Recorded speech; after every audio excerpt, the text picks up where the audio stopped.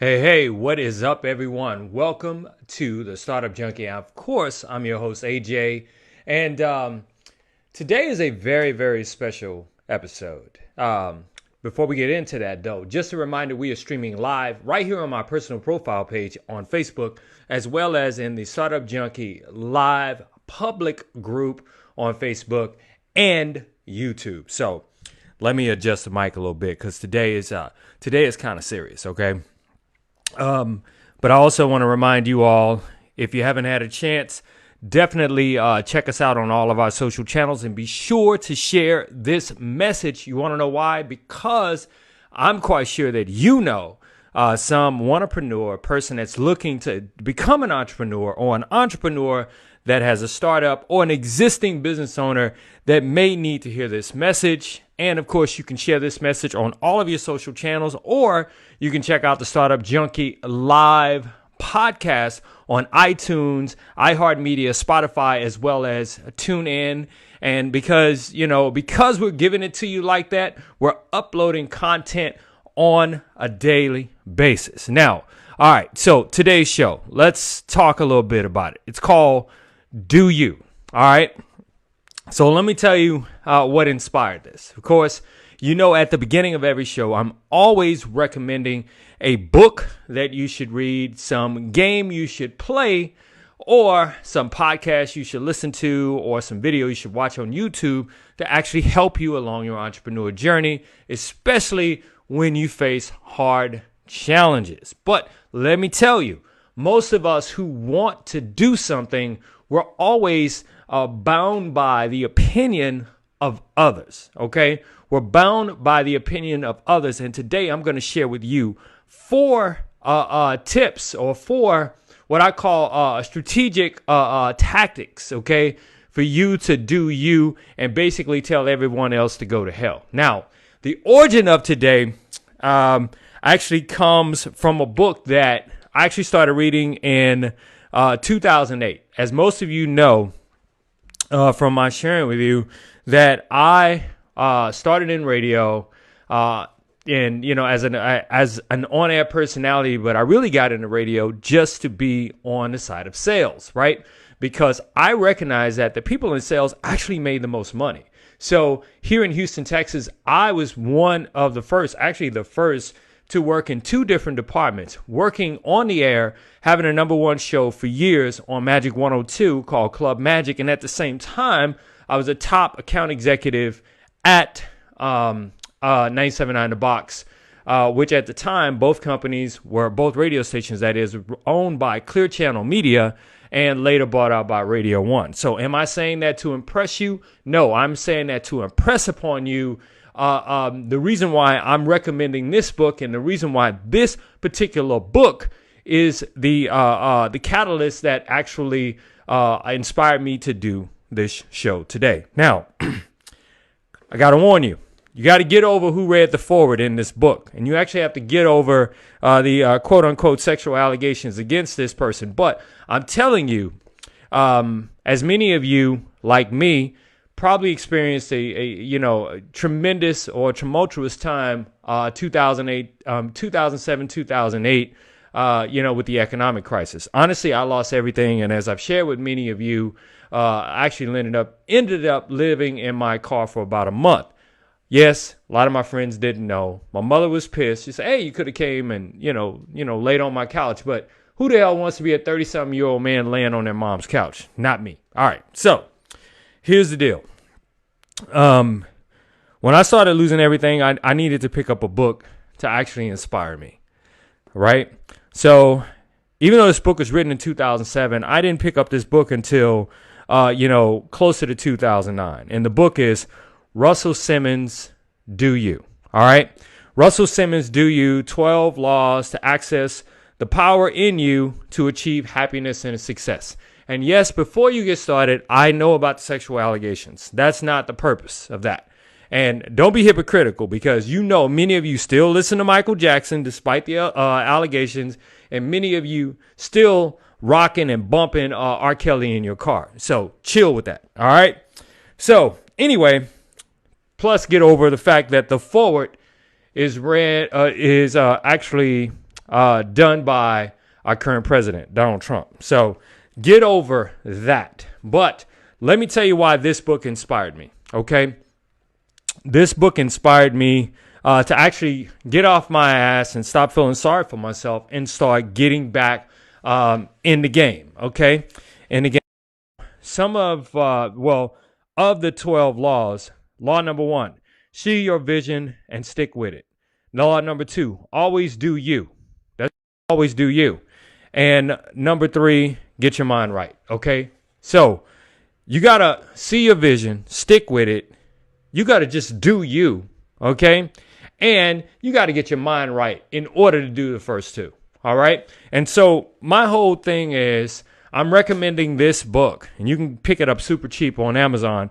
But this book it's pretty dope. Okay, it's pretty dope. It's kind of thick, so if you like audio and you don't feel like reading the book, definitely listen to the audio.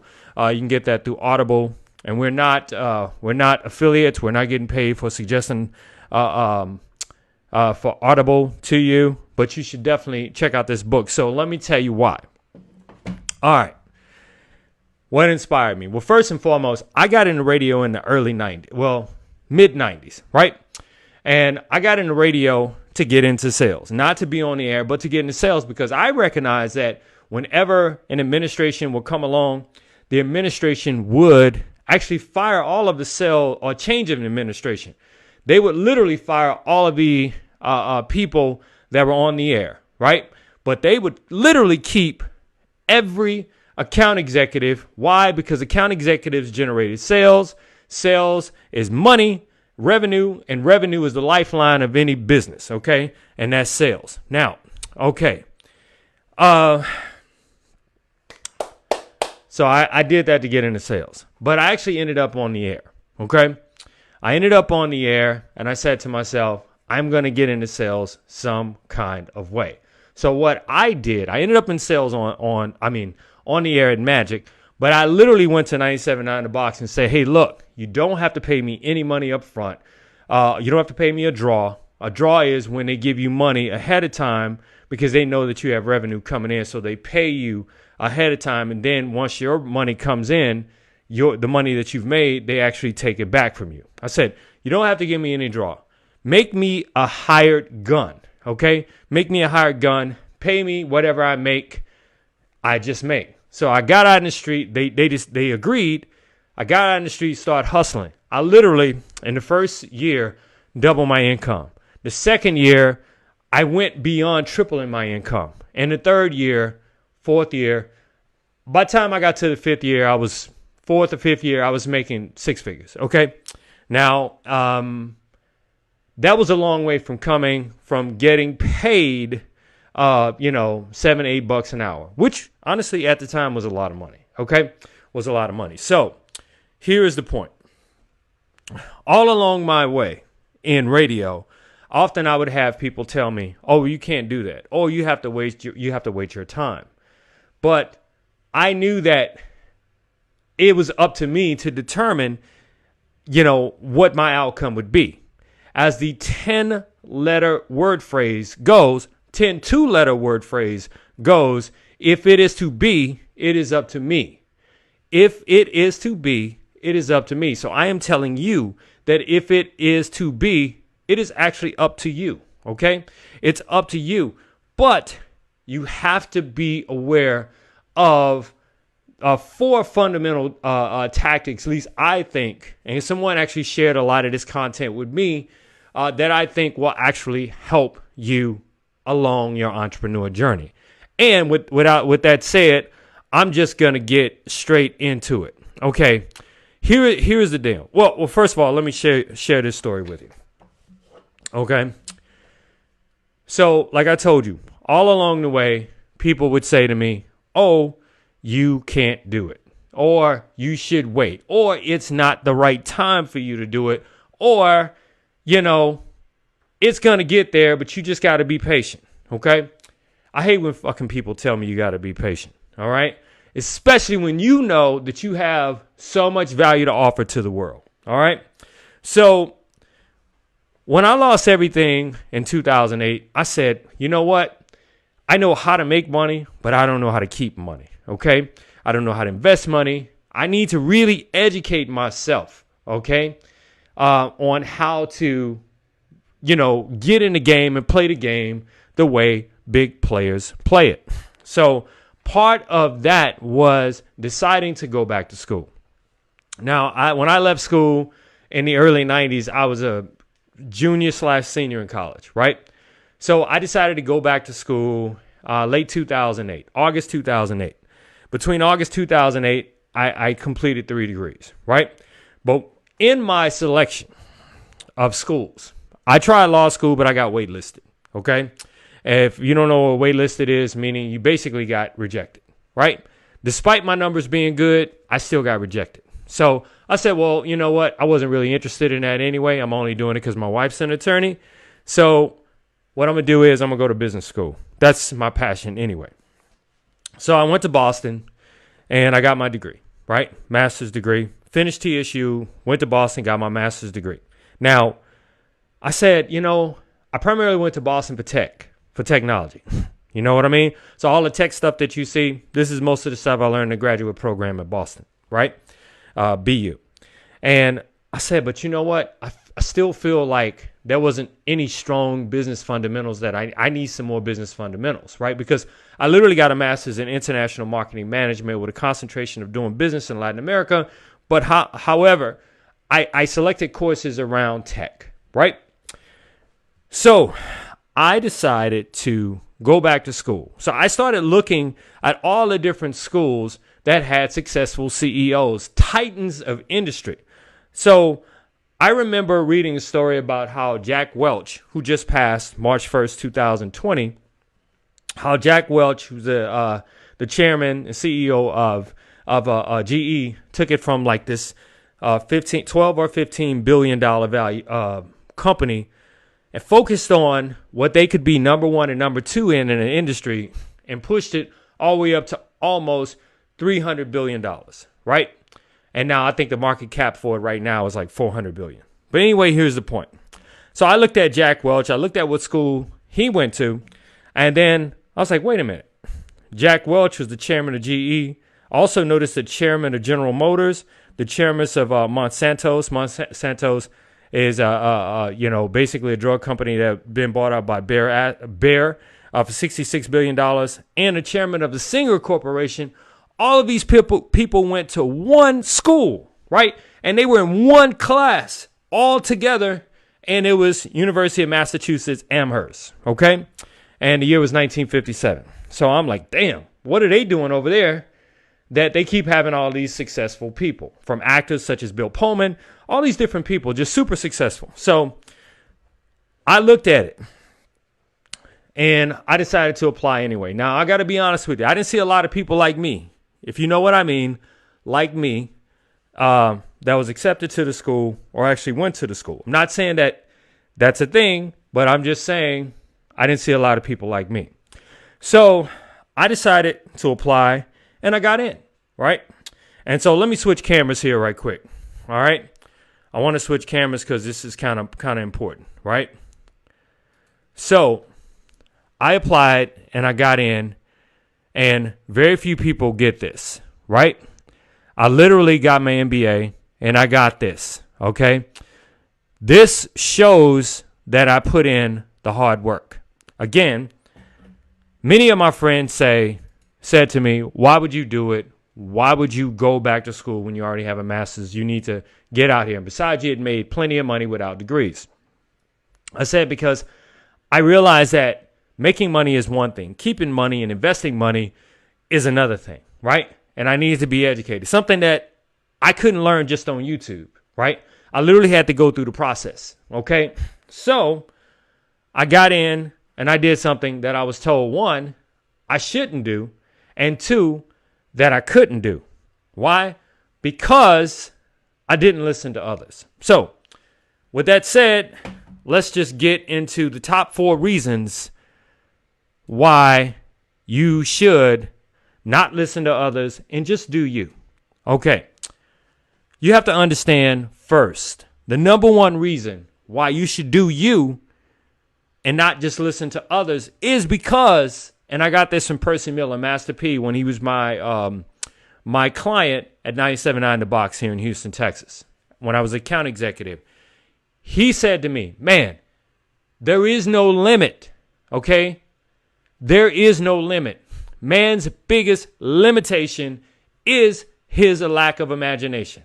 You get that? Man's biggest limitation is his lack of imagination. So, if you have a crazy idea, such as Steve Jobs had the crazy idea of a personal computer, because remember, at the time, computers were huge and they were taking like, warehouse spaces, right?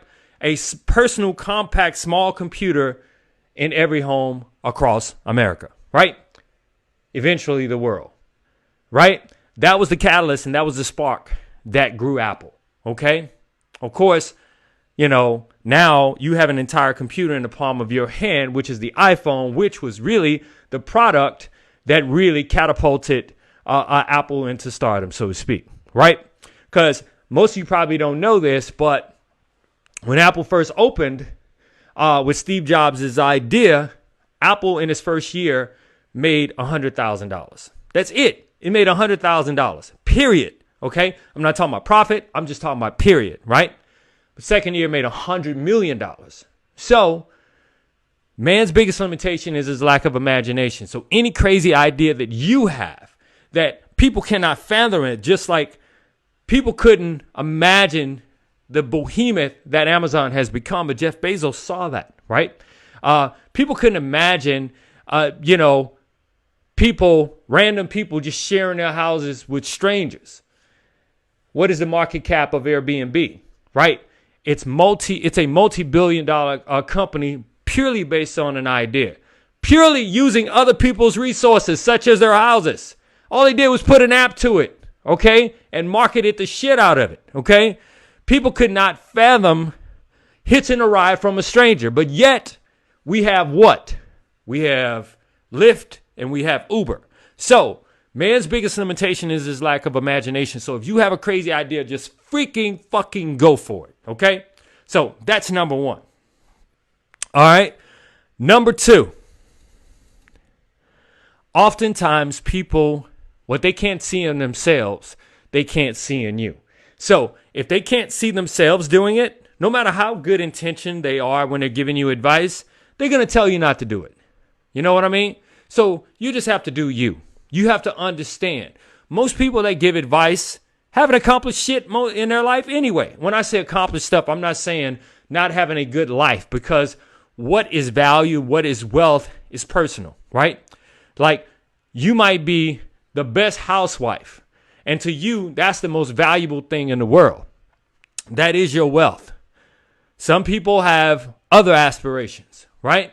So there are some people who have no aspirations, who purely love the 9 to 5. They purely love making $50,000 a year, getting up in the morning, living the same existence every day, getting up in the morning, getting dressed, going to work, coming home, watching a movie, drinking a beer, and just repeating the process. Okay? So you have to understand, okay? What people can't see in themselves or can't imagine themselves doing, they oftentimes can't see you doing it. So no matter how good intentioned their advice is, they'll tell you not to do it. So you just have to freaking ignore that advice and just fucking do you. Okay? Freaking ignore the advice and just do you. That's what it's all about. Just do you. So that's my advice to you. That is number 2. Do you. All right? Do you, because people can't see in themselves what you're trying to do. Number 3, go with the craziest idea. Okay? I mentioned this in number 1. How does disruption happen? Okay? How does behemoth companies such as Netflix, Amazon, Uber, Lyft, DoorDash, all these different companies, even companies that have been turned down and told that they were absolutely 100% stupid ideas on Shark Tank, CNBC, with Mr. Wonderful, right? This is the craziest idea. Shouldn't do it. Mark Cuban, I've seen a multi-billionaire who told people that your idea is shit, okay? Do you know that The Ring doorbell was basically turned down on Shark Tank because they said it was dumb. Said it was a dumb idea. It was a crazy idea. But that crazy idea worked to the tune of multi-billions, right? Especially when those type of companies get acquired by bigger companies such as Amazon, right? So you have to understand that often it is not the safe path or the safe idea, but it's the craziest idea that actually breaks through and penetrates. Okay. What is the number one energy drink in this country? I think it's 5 Hour Energy, right? But how successful is Red Bull? Extremely successful. I remember early in the game, early 2000s, I had a lady I was seeing, right? Early 2000s. She literally would drive around a Red Bull vehicle and get paid for it, right? Red Bull stuck with it, right? They thought it was a crazy idea to put their branding out there like that because it was so cost intensive, right? The burn rate through cash was so costly, right? But they stuck with it, right? Look where they are today. So if you have a crazy idea and you're having people tell you, oh, it's absolutely nutso, that's probably the idea you should go after. Because remember, Steve Jobs was told that his idea was completely crazy. They even said going to the moon was crazy. Okay, hold on. All you conspiracy theorists that we didn't really go to the moon, it was some set. Forget all that, okay? Truth of the matter is we've seen rockets go to outer space with SpaceX, which is Tesla, right? Which is Elon Musk. We've seen that. So we know that space exploration is real, okay? So suffix all that to say, if you have a crazy idea, just go for it. You know what I mean? You might find that it doesn't work, or you might find that you need to tweak it in order to make it work. But don't let anyone tell you that you can't do it. So just do you. That's how disruption happens. That's how innovation happens. And that's how the things that we have today in the world, such as sharing someone's home or hitching a ride with a stranger, actually has become a part of the norm. All right? So do your crazy idea. Just do you. All right? So, number 4. All right? Number 4. Nete queste vese extra. Nete queste vese extra. All right? Do not seek for things outside of yourself. All right? This is a quote from Waldo Emerson. Okay? Waldo Emerson. Now, I'm getting deep here. Waldo Emerson from his essay on self-reliance. This is also the catalyst or the spark to the 50th Power by 50 Cent and Robert Greene. That entire book was based on this, that 50 Cent always relied on himself. This is what Robert Greene came up with. In case you don't know who Robert Greene is, he is the authors of such classics as The 48 Laws of Power, Mastery, and a host of other books. But anyway, here's the point. Always look within. It doesn't matter what other people are saying to you. Look within you when it comes to doing something of great importance, great value that you deem important, that you deem valuable. Because remember, number 1, you have to realize that man's biggest limitation is his lack of imagination, but you have to have the imagination to go beyond the norm, okay? Number 2, in doing you, you have to realize that people often cannot see, okay? They can't see in you what they can't see in themselves, all right? Number 3, that might be a crazy idea. All right. It might be the craziest idea in the world.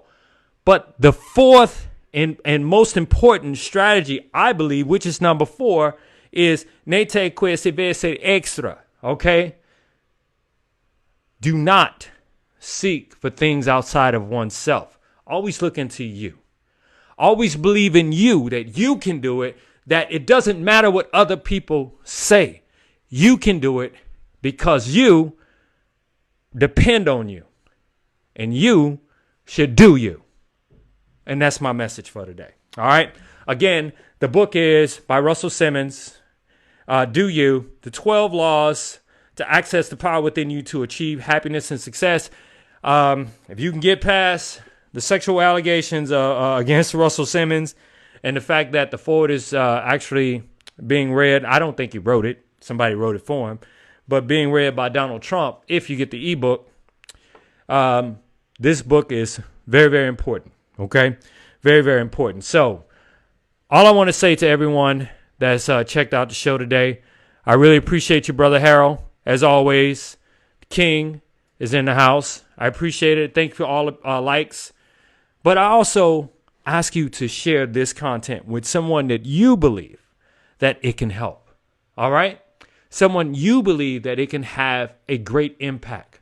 Remember those 4 strategies and tactics I said today. And also be sure to like and comment on the replay. Post your comments. Post your questions. I still will answer your questions. Okay? We'll still respond to you even if you're not watching the live. All right? And also be sure to check out the Startup Junkie live Monday through Friday right here on this social channel. Also, if you like podcasts, be sure to check us out on iTunes, iHeartMedia, Spotify, as well as TuneIn and a whole bunch of other little podcasting networks, and coming very, very soon.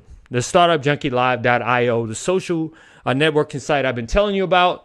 Oh man, we're going to open it up for beta in just a little bit. Okay, we're going to have a selected few people come in and give us their opinions about it. Because remember, any idea that you have to create what is called a lo-fi prototype.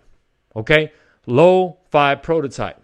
All right, let people check it out, let people beta test it, and find out the quirks about it, and then improve. Okay, improve. And that's what we're going to do, because we're dedicated 100% to bringing the best content to you, bringing social platforms that you can use and access to things that you can use to actually help you along your entrepreneur journey. I'm AJ. Until tomorrow, everybody, I'm out. Take care, y'all.